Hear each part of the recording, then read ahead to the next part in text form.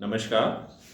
आज का जो विषय है वो है मोटर ओडी क्लेम के संबंध में जो बीमा कंपनी इन्वेस्टिगेशन कराती हैं और जो व्यक्ति इस इन्वेस्टिगेशन को करते हैं उन्हें सामान्यतः इन्वेस्टिगेटर्स कहते हैं। तो उस विषय में आज का ये वीडियो है। तो इस विषय में मैं जितनी मेरी जानकारी है मैं आपके साथ साझा करूँगा और कभी आपका इस स्थिति से सामना हो, इस स्थिति का सामना हो तो आप उससे कैसे पार पा सकते हैं ये जानकारी आपके काम आएंगी। तो मोटर ओडी क्लेम केसेस में जब कोई टिपिकल टाइप का केस होता है या कुछ बड़े अमाउंट का केस होता है तो बीमा कंपनी उस केस में अप्रूव्ड सर्वेयर के अलावा एक इन्वेस्टिगेटर को भी नियुक्त करती है। वैसे तो अप्रूव्ड सर्वेयर स्वयं में एक इन्वेस्टिगेटर होता है, उसका काम इन्वेस्टिगेशन का भी होता है। बीमा कानून के तहत जो अप्रूव्ड सर्वेयर के लिए सर्वेयर रेगुलेशन बनाया है बीमा नियामक ने, उसमें अप्रूव्ड सर्वेयर की एक ड्यूटी क्लेम के संदर्भ में इन्वेस्टिगेशन की भी है। तो इसलिए हम अप्रूव्ड सर्वेयर को इन्वेस्टिगेटर भी कह सकते हैं। लेकिन कई बार परिस्थिति ऐसी होती है कि अप्रूव्ड सर्वेयर के लिए वो उस क्लेम विषय में इन्वेस्टिगेशन करना संभव नहीं होता, परिस्थिति की वजह से, दूरी या जगह की वजह से या उस विषय में एक्सपर्टीज़ की वजह से हो सकता है ये कि एक अप्रूव्ड सर्वेयर के लिए संभव ना हो वो बात। तो इसलिए बीमा कंपनी इस इन्वेस्टिगेशन कार्य के लिए कुछ इन्वेस्टिगेटर्स को अपने पैनल में रखती हैं और उनसे अपना ये मोटर ओडी क्लेम के संबंध में जो भी इन्वेस्टिगेशन कार्य है वो कराती हैं। लेकिन इस इन्वेस्टिगेशन का पर्पज़ ये होता है कि बीमा कंपनी फ्रॉड क्लेम से बच सके, सच और सही को जान सके। लेकिन इसका मिसयूज़ भी होता है और आज के समय में इसका उपयोग कम और मिसयूज़ बहुत बहुत ज़्यादा हो रहा है। ख़ास तौर से निजी बीमा कंपनी में मोटर ओडी क्लेम इन्वेस्टिगेशन के नाम पे शोषण हो रहा है और अननेसेसरी क्लेम को डिले किया जाता है और ये इन प्रकरण कोशिश की जाती है कि उस क्लेम को उस इन्वेस्टिगेटर की रिपोर्ट के आधार पर नो क्लेम कर दिया जाए। वैसे क्लेम विषय में नुकसान आकलन व अनुशंसा करने का काम बीमा कानून में अप्रूव्ड सर्वेयर को दिया है। सच तो ये है कि जो इन्वेस्टिगेटर अगर अप्रूव्ड सर्वेयर नहीं है तो वो बीमा कानून में के अनुसार कोई लीगल एंटिटी नहीं है। बीमा कानून में किसी अप्रूव्ड सर्वेयर के अलावा इन्वेस्टिगेटर नाम की कोई जगह नहीं लिखी हुई है। लेकिन बीमा कंपनी और ये जो इन्वेस्टिगेटर होते हैं इसीलिए इनके लिए कोई code of conduct, duties and responsibilities तय नहीं होती है, कुछ लिखी हुई नहीं है क्योंकि कोई इनके लिए रेगुलेशन ही नहीं है। इसलिए ये अक्सर बहुत ही मनमाने तरीके से और अक्सर ये बिल्कुल बीमा कंपनी जैसा बोलती है उस हिसाब से काम करते हैं। सच तो ये है, सबके लिए तो नहीं कह रहा मैं, लेकिन अधिकांश का यही है जिसके लिए कोई कोड ऑफ कंडक्ट ही नहीं है, जो बीमा कंपनी के निजी इन्वेस्टिगेटर हैं, तो वो जिनसे उन्हें पैसा लेना है, कोई कोड ऑफ कंडक्ट नहीं है, कोई रेगुलेशन नहीं है, तो वो फिर बीमा कंपनी के कहने से ही कार्य करेंगे। इसमें बहुत कम चांस है कि कोई उसमें एक्सपर्टीज़ किसी की इस्तेमाल हो रही हो। तो इसीलिए आजकल के समय में मोटर ओडी क्लेम के संबंध में इन्वेस्टिगेशन होने में बड़ा शोषण होने का, अननेसेसरी क्लेम को डिले करने का या गलत तरीके से क्लेम को रेप्यूटेट करने के चांसेस बहुत ज़्यादा होते हैं। आप देखेंगे अगर मोटर ओडी क्लेम के संबंध में जब ये इन्वेस्टिगेशन की ज़रूरत होती है बीमा कंपनी को या इन्वेस्टिगेटर को अपॉइंट करना होता है तो अक्सर बीमा कंपनी जो इंश्योर्ड है उसको इन इन्वेस्टिगेटर के अपॉइंटमेंट की या इनकी क्यों आवश्यकता हुई इस वजह को लिखित में देती ही नहीं है। अक्सर इस प्रकार के इन्वेस्टिगेटर स्वयं जो भी इंश्योर्ड है उसको फ़ोन करेंगे और बताएंगे साहब हम इन्वेस्टिगेटर हैं, हमें बीमा कंपनी ने अपॉइंट किया और हमें इन्वेस्टिगेशन करनी है। जबकि अगर बीमा कंपनी किसी थर्ड पार्टी को अपॉइंट कर रही है क्लेम के संबंध में या इंश्योर्ड से मिलने के लिए, तो बीमा कंपनी की जिम्मेदारी है उसकी आवश्यकता की वजह और उसका नाम, उसकी कॉन्टैक्ट डिटेल इंश्योर्ड को दे। जैसे protection of policy holder interest gazette notification में यदि जो पहला पॉइंट है, यदि किसी मोटर ओडी क्लेम केस में अप्रूव्ड सर्वेयर को अपॉइंट करने की ज़रूरत है तो उसके अपॉइंटमेंट की, उसकी कॉन्टैक्ट डिटेल या उसकी जो भी डिटेल है या उसकी ड्यूटीज़ एंड रेस्पॉन्सिबिलिटीज़ और कोड ऑफ कंडक्ट की जानकारी दें बीमा कंपनी को। उसके code of conduct, contact details, duties and responsibilities की जानकारी इंश्योर्ड को देना आवश्यक है, ज़रूरी है। लेकिन चूँकि इन्वेस्टिगेटर को अगर अपॉइंट करते हैं तो बीमा कंपनी अक्सर कोई जानकारी देती ही नहीं है, वो स्वयं फ़ोन करेंगे और चूँकि इंश्योर्ड को भी ज़्यादा मालूम नहीं होता है तो इसलिए कोई इस चीज़ की मांग भी नहीं करता। तो मेरा सबसे पहला पॉइंट ये है कि अगर कोई आपको कभी किसी क्लेम में इन्वेस्टिगेशन के लिए किसी इन्वेस्टिगेटर या उसके असिस्टेंट या उसके और सब असिस्टेंट का फ़ोन आता है तो आप सबसे पहले कहिए कि सबसे पहले हमें बीमा कंपनी बताए, लिखित में दे कि उन्होंने किन साहब को, किन को एज ए इन्वेस्टिगेटर लगाया है और किस वजह से लगाया। चूँकि हम तो आपको जानते नहीं हैं, आप कौन हैं, कहाँ के इन्वेस्टिगेटर हैं, क्या है। तो ये बीमा कंपनी की जिम्मेदारी है कि अगर किसी भी इन्वेस्टिगेटर को अपॉइंट करती है तो उसकी जानकारी इंश्योर्ड को दे। तो इसलिए जब तक एज ए इंश्योर्ड आपको कोई लिखित में बीमा कंपनी पर्टिकुलर नाम नहीं देती है एज ए इन्वेस्टिगेटर किसी व्यक्ति या साहब का, तब तक आप उनको एंटरटेन ना करें, क्योंकि पता नहीं कौन आपके पेपर, आपकी जानकारी को मिसयूज़ कर ले। अनजान आदमी से संपर्क करना वैसे भी ठीक नहीं रहता है। दूसरा ये है, ये जो इन्वेस्टिगेटर होते हैं अक्सर ये ऐसी जानकारी मांगते हैं, ऐसी जो बिल्कुल क्लेम से इर्रेलेवेंट होती हैं। कई बार ये जो इंश्योर्ड है उसकी निजता का भी उल्लंघन करते हैं। मतलब हमारे देश में एक राइट टू प्राइवेसी है। हमारा जो संविधान है उसके पार्ट 3 में एक आर्टिकल 21 में जो है हमें राइट टू प्राइवेसी का अधिकार दिया हुआ है। यह एक मौलिक अधिकार है। तो लेकिन उसके बावजूद भी ये लोग हमारी या जो भी इंश्योर्ड हैं उनकी निजता का उल्लंघन करते हैं। उनसे उनके फ़ोन कॉल रिकॉर्ड्स, उनकी गूगल टाइमलाइन हिस्ट्री, उनकी और भी बहुत सारी जो पर्सनल जानकारी है जो उनके निजी हैं उनकी ये डिमांड करते हैं, जबकि ये हम नहीं ले सकते।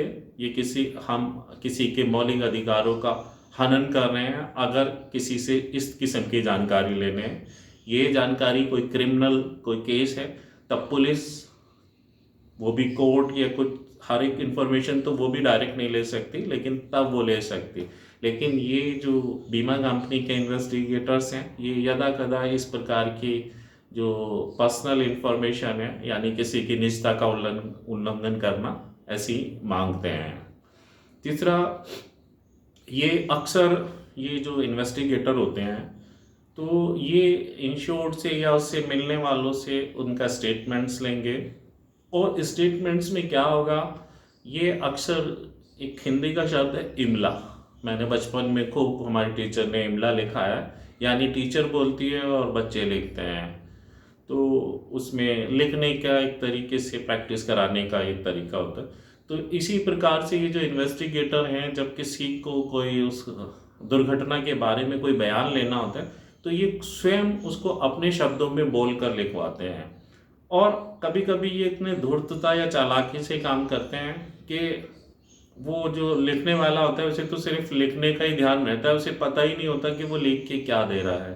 तो उससे गलत तरीके से या गलत जानकारी भी लिखवा लेते हैं। मैं ये नहीं कह रहा कि ये हमेशा गलत ही लिखवाते हैं, हो सकता है वो इन शॉर्ट गलत तो उसका सच ही लिखवाते हो, लेकिन कभी कभी ये भी जानबूझकर गलत स्टेटमेंट ले लेते हैं। तो मेरा कहना ये है कि आप जब भी कोई इन्वेस्टिगेटर इस किस्म से आए, अगर बीमा कंपनी आपको बताती है, तो आप जो भी है वो मेल पे दीजिए जो भी बयान है, और उसकी कॉपी अपने पास ज़रूर लीजिए। कोशिश कीजिए कि आजकल मेल का ज़माना है, हम अपना स्टेटमेंट जो भी है जिस विषय में आपको चाहिए वो मेल पे देंगे या बाई बाई पोस्ट देंगे। कोई ऐसा ज़रूरी नहीं है कि आप जो भी मुझे, और आपने अगर कोई चीज़, उस इन्वेस्टिगेटर ने कुछ भी चीज़ आपसे पूछनी है तो वो लिखित में आपको पेपर पे दे कि साहब ये विषय में जानकारी हमें चाहिए, तो आप बिल्कुल वो जानकारी बीमा कंपनी को साथ में सीसी में रख के इन्हें दे सकते हैं। क्योंकि जो ये आप जानकारी इन इन्वेस्टिगेटर को दे रहे हैं, ये एक थर्ड पार्टी है, ये बीमा कंपनी का हिस्सा नहीं है। आपका कॉन्ट्रैक्ट बीमा कंपनी से है, ये बीमा कानून में भी कोई इनके लिए जिम्मेदारी तय नहीं है। तो आप एक थर्ड एजेंसी को अगर अपनी निजी पर्सनल जानकारी कुछ दे रहे हैं या कागज़ दे रहे हैं और कल को दिक्कत होती है तो आपको नुकसान हो सकता है। आपका कॉन्ट्रैक्ट बीमा कंपनी से है, बीमा कंपनी ने अगर कहा है कि हमारे इस आदमी को ये जानकारी दीजिए कि लो साहब, तब दे देते हैं। तो इसलिए आप ये जान के समझ के कि हम किसको क्या पेपर्स दे रहे हैं, पहले हमें बीमा कंपनी जिससे हमारा कॉन्ट्रैक्ट है जान लीजिए और तब दीजिए। अप्रूव्ड सर्वेयर कोई जानकारी मांगता है तो अप्रूव्ड सर्वेयर के लिए कोड ऑफ कंडक्ट और ड्यूटीज एंड रेस्पॉन्सिबिलिटीज हैं, वो एक लीगल एंटिटी है बीमा कानून में, उसकी जिम्मेदारी है। उसे आप अगर वो लिखित में आपसे कुछ मांगता है आप उसको जानकारी या पेपर्स दे सकते हैं।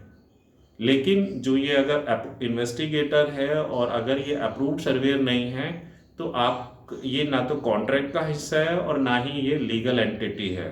तो इसलिए आपके साथ कभी कभी गलत भी हो सकता है। तो इसलिए इस बारे में सचेत रहिए और अपनी कोई भी अगर निजी गोपनीय जानकारी इनको दे रहे हैं तो बेहतर है कि बजाय इनके सीधे बीमा कंपनी को दीजिए, और बीमा कंपनी आगे किसे देती है फिर वो बीमा कंपनी जिम्मेदार होगी, या सर्वेयर को दीजिए, चूंकि सर्वेयर भी एक लीगल एंटिटी है, आप उसको दे सकते हैं। इसी प्रकार कभी कभी आप देखेंगे, अभी मुझे एक यूट्यूब पे ही कोई मुझको बता रहा था कि उससे ब्लड रिपोर्ट मांगी है। अब सोचने वाली बात है कि एक इन्वेस्टिगेटर ब्लड रिपोर्ट का, इंश्योर्ड की ब्लड रिपोर्ट का क्या करेगा? ब्लड रिपोर्ट किसी की ऐसे नहीं ली जा सकती है। अगर ब्लड रिपोर्ट लेनी है तो कोर्ट से परमिशन लेनी होगी, कोर्ट के आदेश पे तब ली जा सकती है। मुझे नहीं लगता ऐसी किसी का ब्लड रिपोर्ट ली जा सकती है। तो ये जो इन्वेस्टिगेटर है अपने अधिकार, वेल तो कोई तय अधिकार क्षेत्र ही नहीं है, लेकिन कई बार ऐसी ऐसी चीज़ों की मांग करते हैं जो ना तो क्लेम से रेलिवेंट होती हैं और ना इनके एक इन्वेस्टिगेटर के तौर पे भी मानूं तो इनके अधिकार क्षेत्र में नहीं होती हैं। अगर ये ब्लड रिपोर्ट मांगनी है या ब्लड मांगना है तो बीमा कंपनी लिख कर दे, सीसी में इनको इन्वेस्टिगेटर को रखे और फिर बीमा कंपनी स्वयं इंश्योर्ड से ले। लेकिन बीमा कंपनी बहुत चालाकी से काम करती है, बीमा कंपनी खुद मांग ही नहीं करती है। अक्सर बीमा कंपनी इनके अपॉइंटमेंट की जानकारी ही इंश्योर्ड को नहीं देती है। इसी प्रकार ये आजकल एक फोरेंसिक एक्सपर्ट का बहुत चलन है, खासतौर से निजी क्षेत्र की बीमा कंपनी में। तो ये जो फोरेंसिक साइंस यानी कि न्यायिक विज्ञान, पहले तो ये है क्या, इसको ही हम बहुत सारे लोग नहीं समझ पाते हैं। तो ये है न्यायिक विज्ञान। मैंने भी इसको एक गूगल से सर्च करके इसके बारे में पढ़ा था।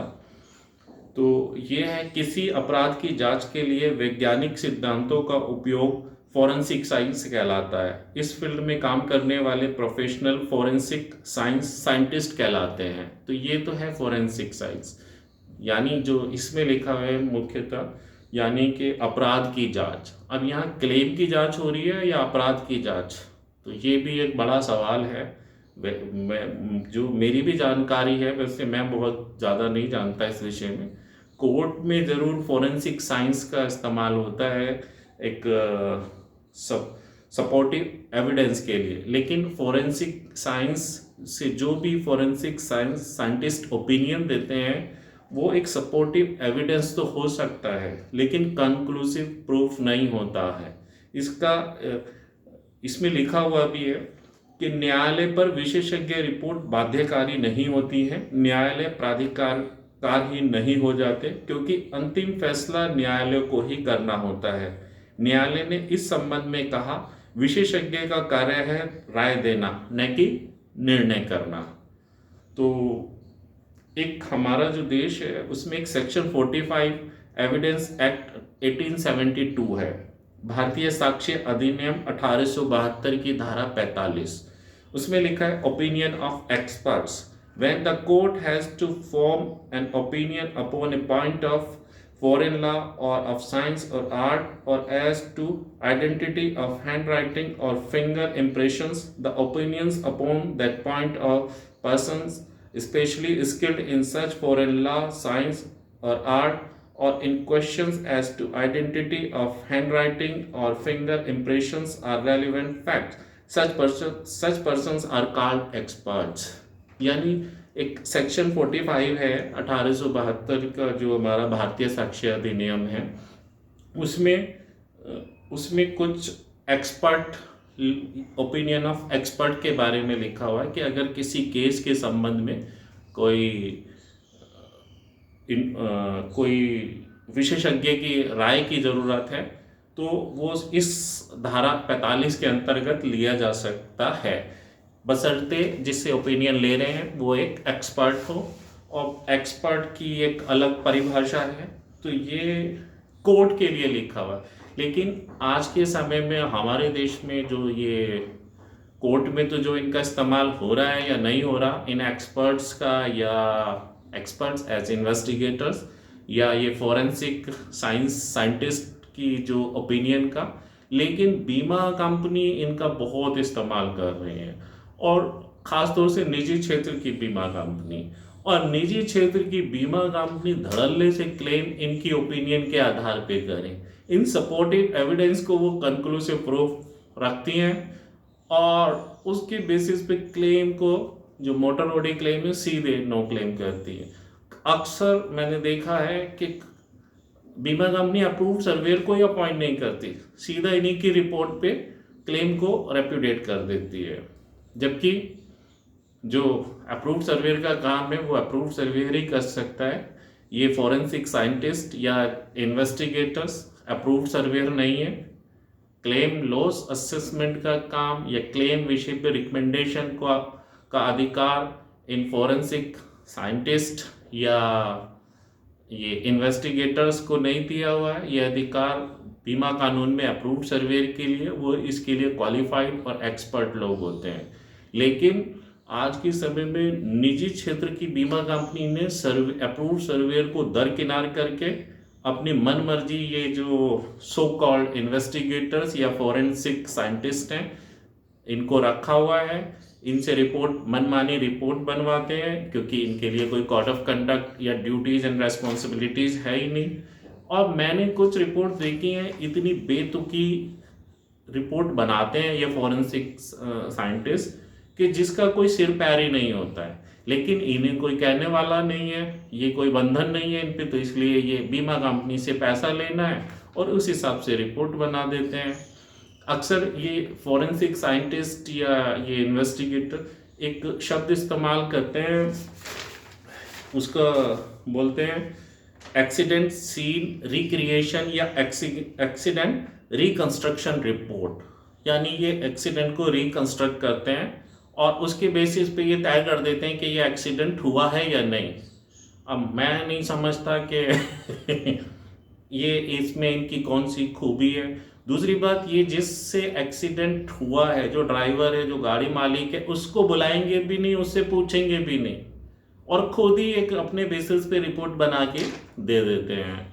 तो ये बिल्कुल मनमानी रिपोर्ट बनाते हैं। ऐसी अगर गाड़ी जल जाएगी तो उसमें ये फॉरेंसिक साइंटिस्ट बोलेंगे यहाँ कार्बन पार्ट ज़्यादा है, यहाँ ये कार्बन पार्टिकल ज़्यादा है, और गाड़ी के 6-6 महीने बाद इन्हें अपॉइंट होगा और उसके बाद ये forensic as a forensic report देंगे और उसमें लिख देंगे ये साहब, उसमें ये ओपिनियन भी नहीं देते, कई बार ये कंक्लूसिव रिजल्ट देते हैं कि नहीं साहब ये ऐसा नहीं हुआ। तो इनकी रिपोर्ट वास्तव में अधिकांश मामलों में बहुत ही वाहियात होती है। तो इसलिए आप चौकस रहिए, जब भी कोई फॉरेंसिक या इन्वेस्टिगेटर अप्रूव्ड सर्वेयर के अलावा कोई अपॉइंट होता है तो उसे जानिए, उससे लिमिटेड जो भी चीज़ है इम्प्रूव कीजिए। अगर उनको अपॉइंट किया है तो उनके अपॉइंटमेंट की जानकारी लीजिए, उनको जो कुछ भी दे रहे हैं उसकी कॉपी अपने पास रखिए। कोशिश कीजिए उनको मेल पे या डाक द्वारा अपने स्टेटमेंट या जो भी चीज़ें हैं वो बीमा कंपनी को दीजिए, बीमा कंपनी से वो ले सकते हैं। तो ये करके कीजिए, क्योंकि बीमा कंपनी में जो ये इन्वेस्टिगेटर्स हैं वाकई में मेरी जानकारी में तो कुछ ऐसा भी है कि ये डिमांड भी करते हैं कि हम क्लेम जल्दी गिरा देंगे, या साहब अगर नहीं तो हम आपका क्लेम फंसा देंगे, इस तरीके के भी बोलते हैं। अब आप इनकी कंप्लेन कीजिए, कुछ होगा नहीं। एक आगरा में एक केस था ICI लॉम्बार्ड का, वहाँ पे एक इन्वेस्टिगेटर ने 10,000 रुपये 5,000 रुपये जो है सुविधा शुल्क लिया इंश्योर्ड से, वो भी ये जो ऐप के थ्रू होते हैं आजकल, पेटीएम टाइप या पे फ़ोन है उससे लिया है कि मैं जल्दी क्लेम करा दूंगा, या ये मेरी फीस है, या इस तरीके से जो भी है। एक आम आदमी सोचता है शायद देना ही होता होगा तो दे भी देता है, जैसे उन्होंने दिया। उसके बाद उसकी शिकायत बीमा कंपनी, बीमा नियामक, पुलिस, ऐसा कोई महकमा नहीं जिसमें शिकायत ना की हो, लेकिन कोई सुनवाई नहीं। तो यहाँ ये जो है इन्वेस्टिगेशन के नाम पे बहुत गोरख धंधा चल रहा है हमारे देश में मोटर ओडी इंश्योरेंस क्लेम में। यहाँ कोई इन्वेस्टिगेशन का उद्देश्य इन्वेस्टिगेशन नहीं है। अधिकांश उद्देश्य इंश्योर्ड को शोषण करना, डिले करना, और ये इनके प्रकरण क्लेम को नो क्लेम करना है। आप देखेंगे ये जो इन्वेस्टिगेटर लगते हैं, ये हम में से किसी को भी आप जिसका मेजर या कुछ बड़ा नुकसान होगा, आप देखेंगे बहुत बहुत लंबे समय तक इन्वेस्टिगेशन चलती रहती है, जैसे कि उनके लिए कोई समय सीमा ही ना हो। और जो अप्रूव्ड सर्वेयर हैं बहुत से, वो अपना काम अपना जो independently claim loss assessment and recommendation का काम है, वो इनके अधीन हो जाते हैं कि उनकी रिपोर्ट, जो बीमा कानून में कोई लीगल एंटिटी नहीं है, उनके बेसिस पे वो अपनी रिकमेंडेशन करने लगते हैं। तो मुझे बड़ा उन अप्रूव्ड सर्वेयर पे बड़ा तरस आता है जो अपना काम स्वयं नहीं कर सकते, एक ऐसे आदमी की ओपिनियन मानने लगते हैं या उसके बेसिस पे रिकमेंडेशन देने लगते हैं जो लीगल एंटिटी नहीं है, जिसके लिए वो सर्वेयर सक्षम व्यक्ति है, जिसे वो काम करना चाहिए, वो अपना काम ही नहीं करता। तो ऐसे सर्वेयर की तो मुझे नॉलेज पे तरस आता है, और काम करने के तरीके पे भी, कि उन्हें अपनी ड्यूटीज़ एंड रेस्पॉन्सिबिलिटीज़ और कोड ऑफ कंडक्ट का ही नहीं पता है। इसी वजह से चूंकि सर्वेयर अगर अपना काम सही से नहीं करेंगे तो बीमा कंपनी उसका फ़ायदा उठाती है, सर्वेयर को एक किनारे रख के कुछ इस तरीके के लोगों का इस्तेमाल करके क्लेम सेटलमेंट में इस्तेमाल करती है, मन मर्जी से क्लेम सेटल करती है।